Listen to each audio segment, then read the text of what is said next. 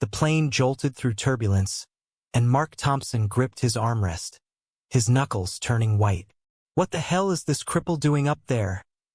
He muttered loudly enough for the passengers around him to hear, his voice laced with frustration as another bump shook the cabin. Little did he know, the man seated next to him, Ethan Hayes, a quiet veteran with a hidden limp from his service days, overheard every word, and that single insult would unravel Mark's carefully constructed life, forcing him to confront secrets he'd buried deep. Mark leaned back in his seat, trying to shake off the unease. He was on his way to New York for a job interview at Hayes Tech, a rising software firm he'd heard was cutthroat but rewarding. At 28, Mark had always prided himself on being straightforward, the kind of guy who called things as he saw them. Growing up in a conservative Texas suburb, he'd learned early that weakness was something to mock, not pity. His father, a retired cop, had drilled it into him. Real men don't whine. They push through. So when the pilot announced more delays due to weather, Mark's impatience boiled over. He didn't mean for it to be so public, but the words slipped out, drawing a few awkward glances from nearby seats. Ethan, 30, sat rigidly beside him, his jaw clenched. He wasn't the pilot, but the term cripple hit like a punch to the gut. He'd lost part of his mobility in Afghanistan, a roadside bomb that had claimed his best friend's life and left him with a prosthetic leg hidden under his jeans. Now, as CEO of Hayes Tech, he was flying coach to keep a low profile, scouting talent anonymously. Ethan's life had been a series of concealments, not just his injury, but his sexuality. Coming out in the military had been impossible, and in the corporate world it felt like a liability. He glanced at Mark, noting the sharp jawline and confident posture, and wondered if this brash stranger represented the kind of toxic masculinity he'd fought against his whole life. As the flight stabilized, Mark turned to Ethan with a sheepish grin, oblivious to the storm he'd stirred. "Rough ride, huh?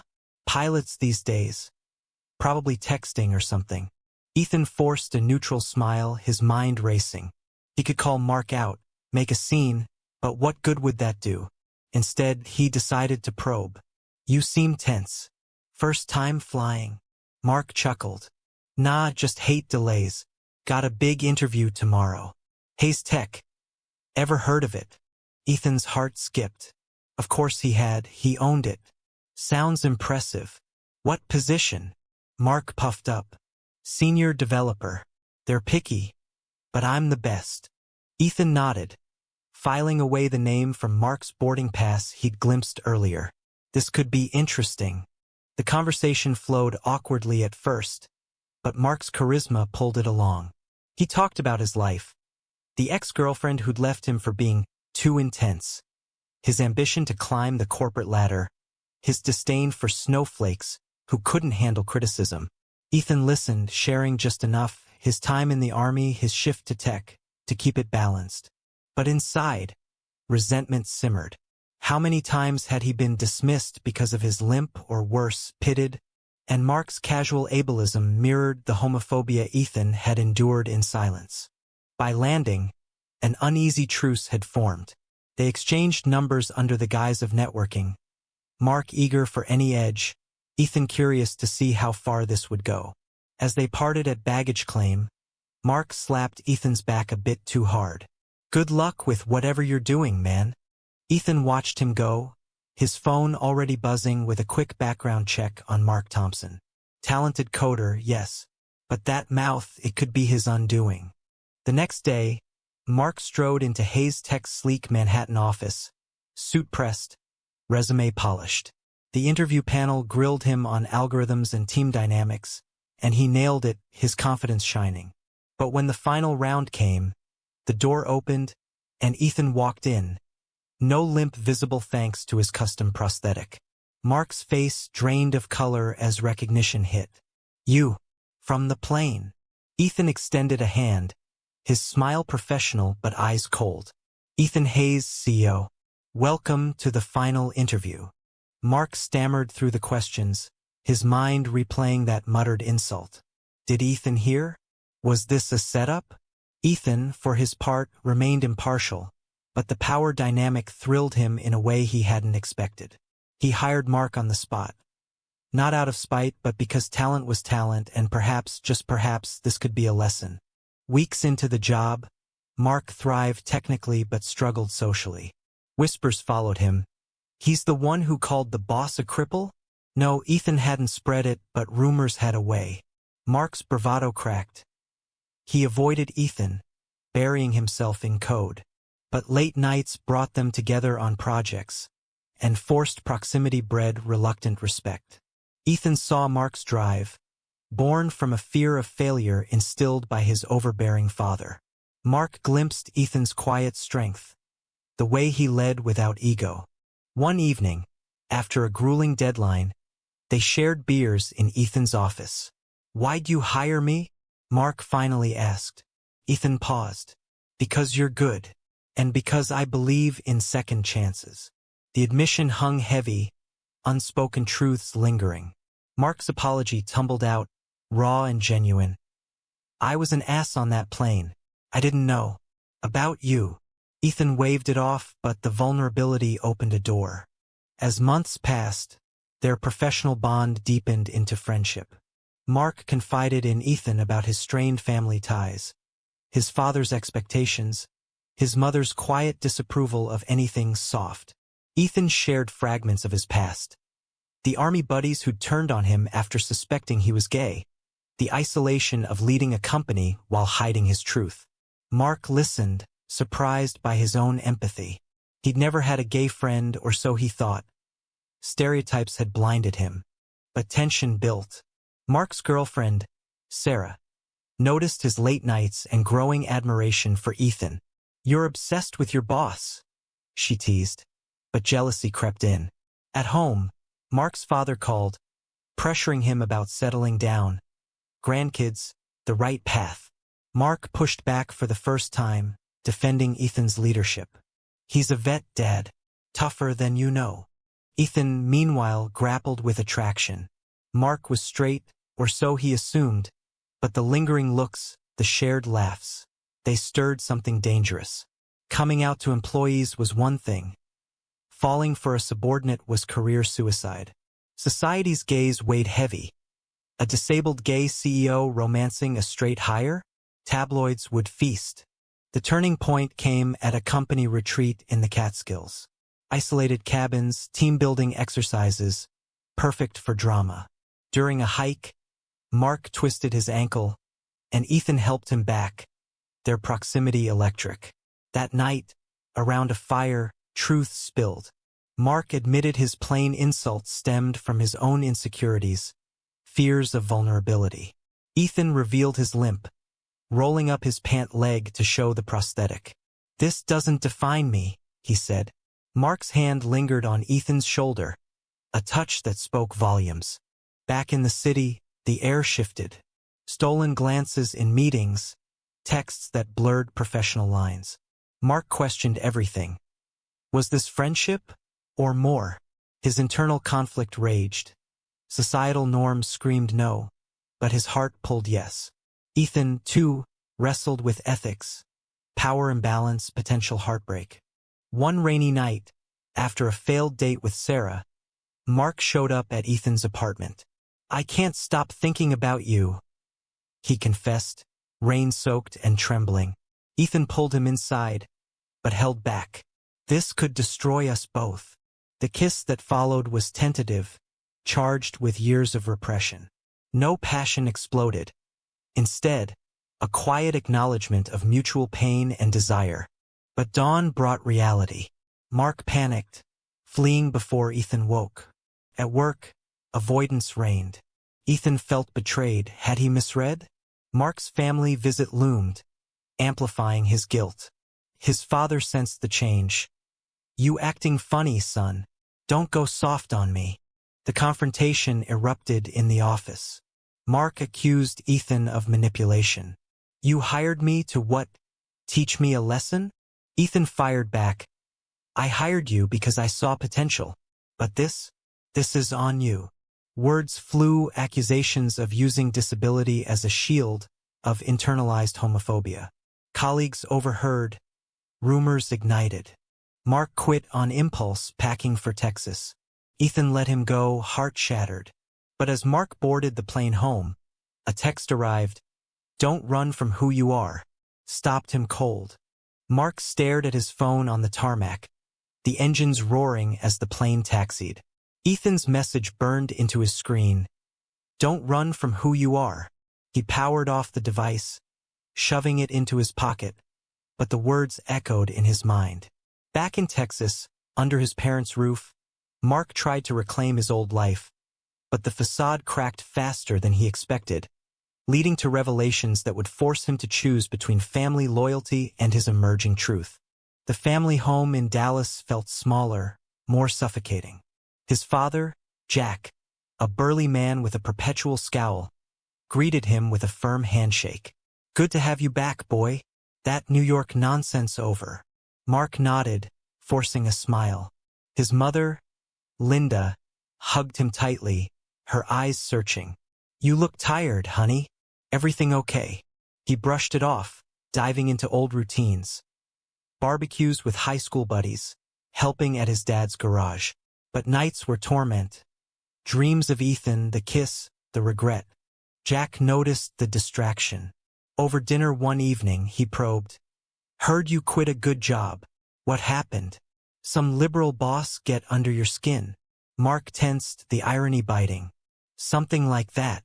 Linda changed the subject, but the pressure mounted. Jack's views were clear.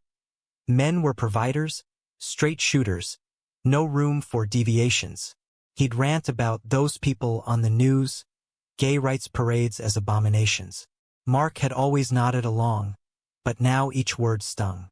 Meanwhile, in New York, Ethan threw himself into work, masking heartbreak with mergers and code reviews. He confided in his sister, Mia, over video call. "I fell for a straight guy." Classic. Mia, ever supportive, urged honesty. "You're the CEO. Live your truth." But Ethan feared backlash. Board members conservative, investors skittish. His disability already made him inspirational fodder. Adding gay would turn him into a token or target. Mark's old friends dragged him to a bar, where beer loosened tongues. "Miss the city chicks?" one teased. Mark laughed it off, but inside, he ached for Ethan's quiet intensity. A text from Sarah arrived. "Heard you quit. Because of him." Mark deleted it, but doubt festered.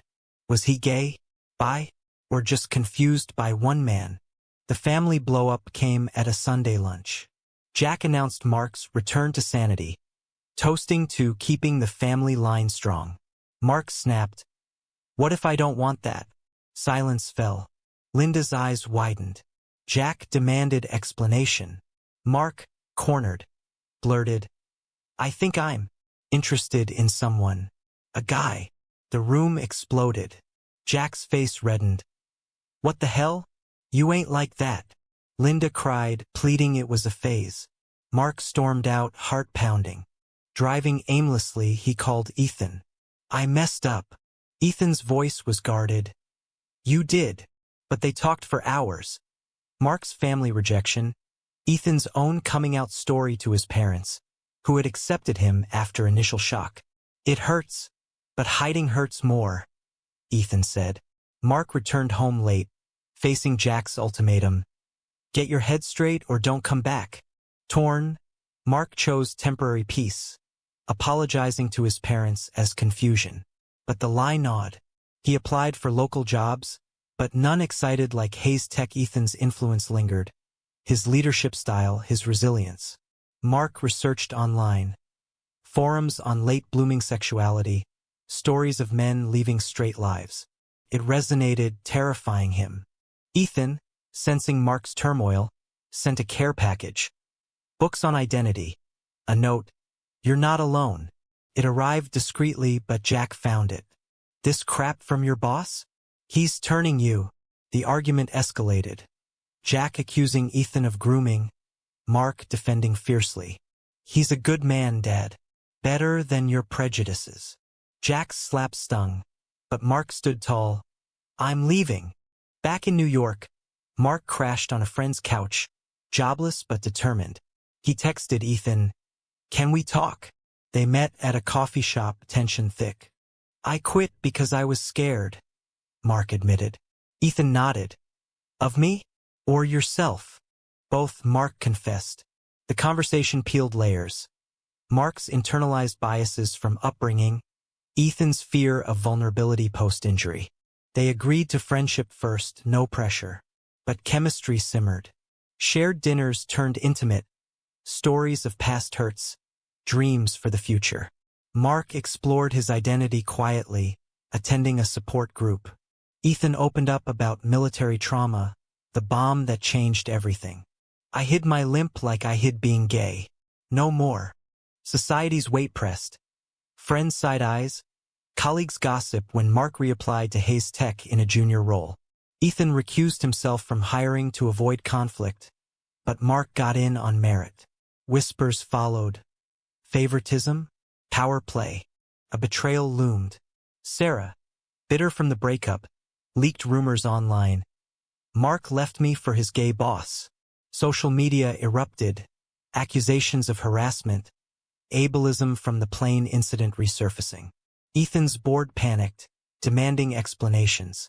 "This could tank our stock," one said. Ethan faced the board alone, defending his privacy. "My personal life is mine." But damage was done, clients pulled back, stock dipped. Mark felt guilty. "This is my fault." Ethan reassured, "No, it's society's." But internally, Ethan questioned the cost. Was love worth the professional ruin? Mark's family rift deepened. Linda called, tearful. "Your father misses you, but he can't accept this." Mark offered olive branches, but Jack refused. The moral quandary hit. Was pursuing Ethan betraying family values, or honoring his truth? High tension peaked at a company gala. Ethan, limping slightly from fatigue, arrived alone. Mark approached. "Dance." In a bold move they did, subtle but public. Gasps rippled. Photos leaked. The next day, headlines, Hayes Tech CEO's scandalous affair. Ethan's office became a war room. PR spun it positively, but backlash poured. Hate mail calling him a predator, using his disability against him.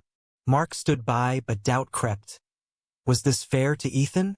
In a heated argument, Mark suggested backing off. "I don't want to destroy you." Ethan exploded. "Running again? That's not love." The words hung, first admission. Mark stayed, but the price mounted. The scandal's fallout hit like a tidal wave, forcing Ethan to consider stepping down from Hayes Tech to protect the company he built from the ground up. Mark, racked with guilt, proposed they go public properly, turning vulnerability into strength. But the decision ignited fierce debates about sacrifice and authenticity. As family pressures and societal judgments closed in, both men grappled with whether their bond was worth the wreckage it caused. Ethan paced his penthouse, news alerts buzzing. CEO's gay affair rocks tech world. The headlines screamed sensationalism, twisting their story into tabloid fodder. His limp ached from stress, a reminder of battles past. The board called an emergency meeting. Investors demanded stability. "We support diversity," the chair said. But this distraction, Ethan knew the subtext, his sexuality, his disability, liabilities in a cutthroat industry. Mark arrived, disheveled from dodging reporters. "We fight this together." But Ethan wavered. "At what cost? Your family's already broken." Mark's eyes flashed. They broke it with their hate. Yet doubt lingered. Mark's support group sessions revealed stories of lost jobs, estranged kin. Was he dragging Ethan down? Back in Texas, Jack fumed over the news, calling Mark. "You're ruining that man's life too? Come home. Fix this." Linda mediated. "We love you, but this isn't you." Mark hung up, torn between filial duty and self-discovery. Morality weighed. Honoring parents meant denying himself. Pursuing love meant potential isolation. Ethan's past resurfaced.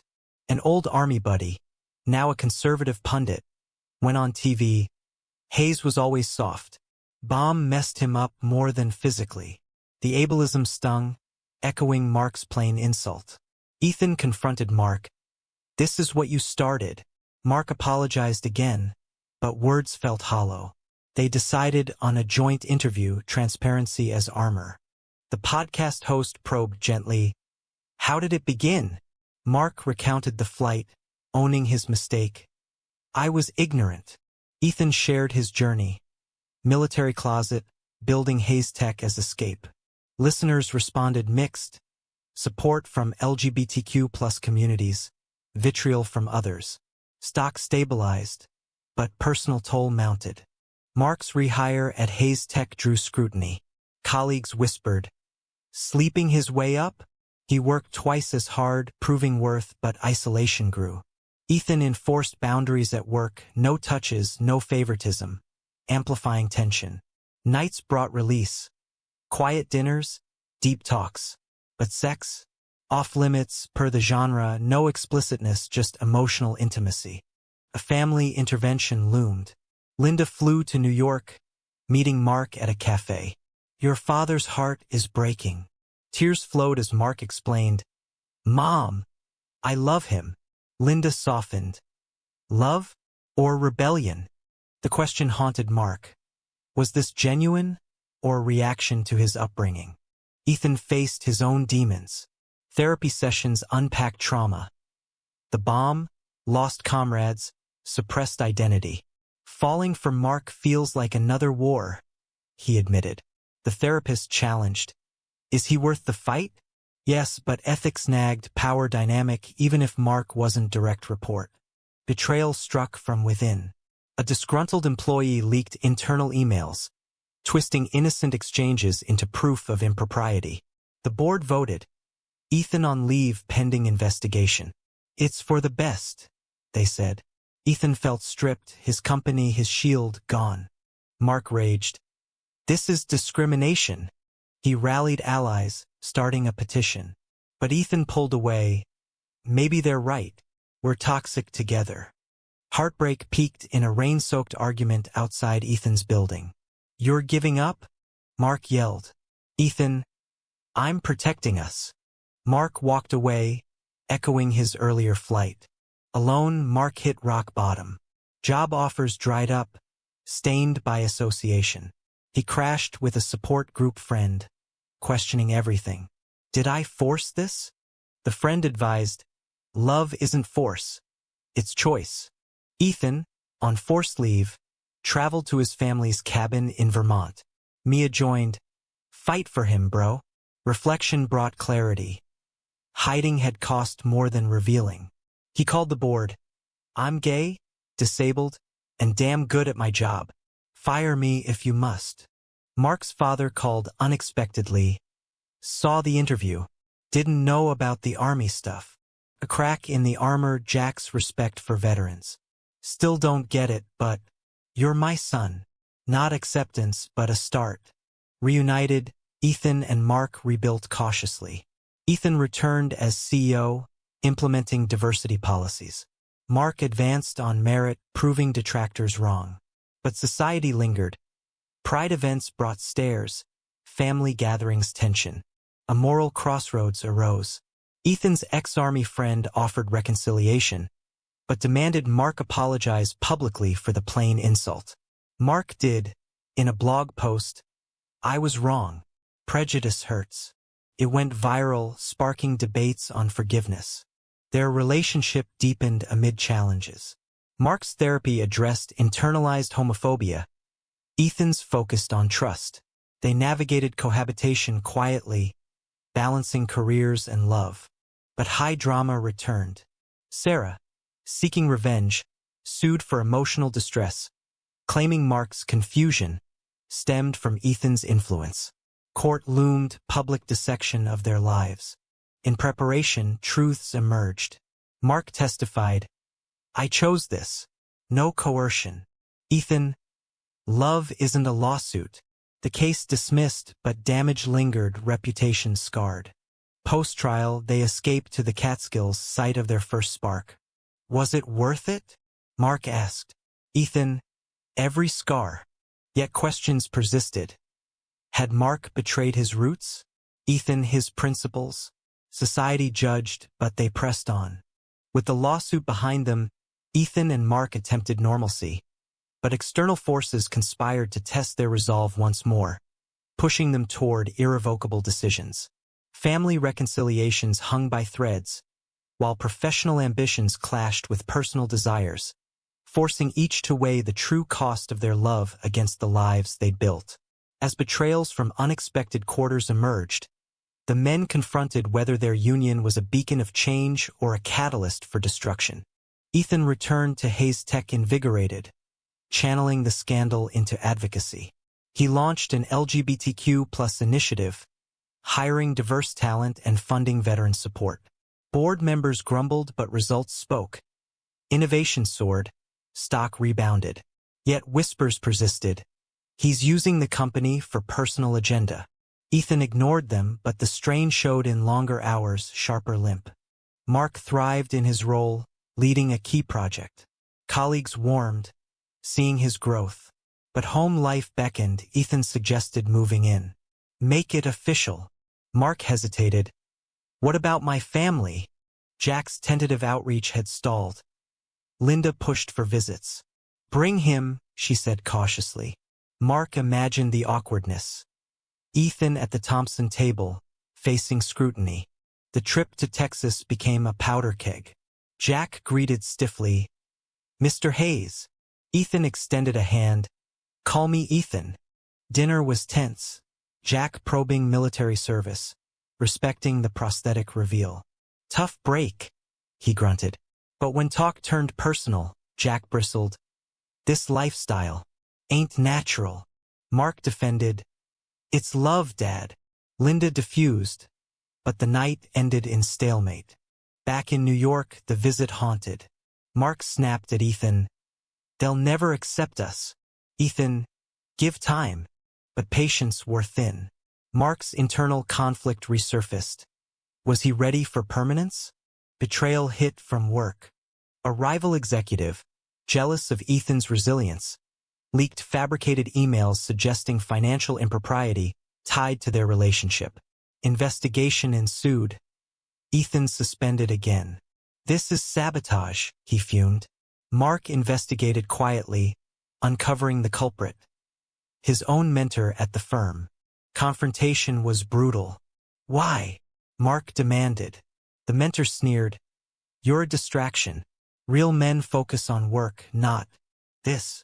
Echoes of Mark's past self stung. He reported it, leading to firing, but trust fractured.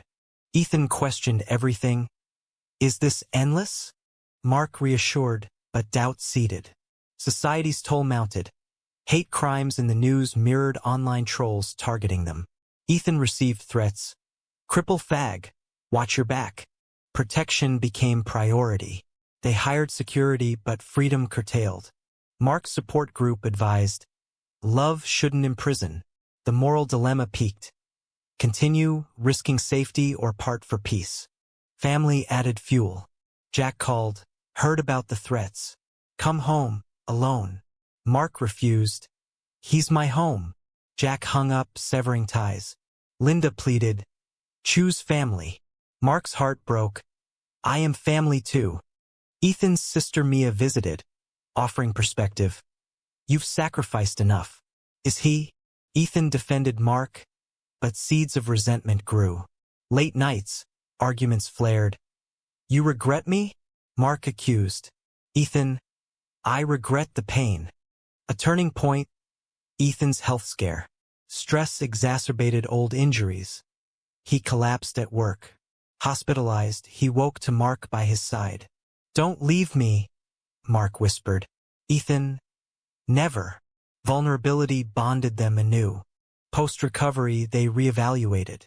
Ethan stepped back from CEO to advisory role, prioritizing life. Mark supported. Together, we rebuild. But society pushed back. A documentary offer arrived. Share their story for awareness. Mark eager. Change minds. Ethan wary. At what price? They accepted, filming raw moments. The plane, the kiss, the fights. Airing brought acclaim and backlash. Supporters praised courage. Critics decried agenda-pushing. Jack watched, calling unexpectedly, saw the doc, didn't know half that stuff. A thaw invitation to Thanksgiving. The holiday was pivotal. Ethan and Mark arrived wary. Jack pulled Mark aside. He's all right, tough guy. Not full acceptance but progress. Linda hugged Ethan. Welcome. Highs followed. Engagement rumors as they exchanged rings privately. But lows lurked. A former colleague sued for hostile environment, claiming their relationship favored gays. Court again. Testimonies dissected lives. Mark, love isn't favoritism. Ethan, equality for all. Dismissed, but exhausted. In quiet, they pondered. Had choices been right? Mark's growth from bigot to advocate. Ethan's from hidden to open. Yet questions lingered. Was love selfish amid pain caused? As Ethan transitioned to his advisory role, the couple sought stability, but lingering shadows from past conflicts resurfaced in unexpected ways, challenging their commitment. Family bonds tested limits, while societal evolution offered glimmers of hope amid persistent prejudices, forcing moral reckonings about forgiveness and forward paths. With betrayals healed but scars fresh, they navigated the delicate balance between personal happiness and broader impacts. Ethan stepped back from CEO, breathed new life into their relationship. Mornings lingered over coffee, evenings free from board calls. He consulted remotely, mentoring young vets in tech. Mark rose in ranks, his project earning awards. Colleagues celebrated. You're a power couple, but envy simmered. Some saw it as unearned. Family dynamics shifted slowly. Jack sent texts. How's the leg? To Ethan, awkward olive branches. Linda visited New York, baking pies and asking genuine questions. How did you know? Ethan shared. It was always there, suppressed. She nodded. Like Mark's temper, family trait. But full reconciliation demanded confrontation. At a family reunion, cousins whispered. An uncle joked offensively. Mark shut it down. Not funny. Jack backed him. Ease up, folks. A milestone allyship from the patriarch. Internally, Ethan battled resentment. Your family gets a pass for years of hate? Mark, they're trying. Therapy helped unpack. Ethan's military trauma mirrored family rejection fears. Society evolved unevenly. Pride Month brought invitations. Ethan spoke at events, Mark by his side. Applause drowned boos, but online hate persisted. A viral video of their dance recirculated, inspiring youth but attracting threats. A new betrayal.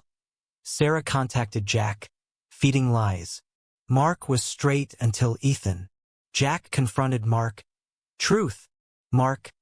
I was in denial. Jack paused. All right then. Trust rebuilt, but fragility showed. Moral quandaries arose. Ethan considered politics, running for office on diversity platforms. Change from inside. Mark supported but feared. More targets on us. The decision weighed.